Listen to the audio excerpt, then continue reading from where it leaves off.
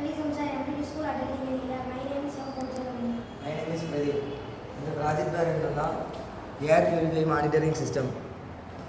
இது எதுக்கு யூஸ் பண்ணுறோம்னா இப்போ ஃபேக்ட்ரியில் நிறைய புகை வருது, அதனால் நிறைய பேருக்கு வீசிங் அந்த மாதிரி அது தவிர்க்கிறதுக்காண்டி அந்த ப்ராஜெக்ட்டு என்ன யூஸ் பண்ணியிருக்கோம்னா Arduino board, MQ135 sensor, Jabber wires, A2B cable, MQ வேல்யூவோட காமிக்கிறதுக்காண்டி நாங்கள் சீரியல் மானிட்டர் பண்ணியிருக்கோம். இப்போ நான் உங்களுக்கு பண்ணி காமிக்கிறேன்.